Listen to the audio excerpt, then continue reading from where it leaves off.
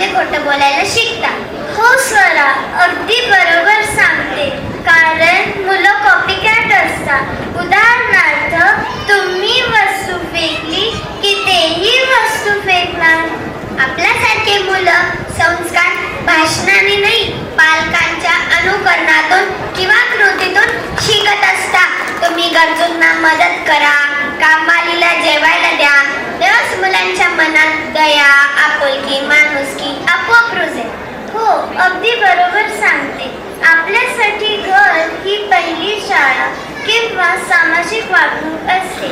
आपल्या घरी जर आदराने थँक्यू, सॉरी, प्लीज असे म्हणत असतील तर आपल्यालाही ती सवय लागेल. प्रत्येक मुलासाठी आपलं घर म्हणजे मुलाचं पहिलं समाज असतं. पालकांनी जर मुलांकडून सामाजिक सराव करून घेतले तसेच ते बाहेरच्या जगात करतील.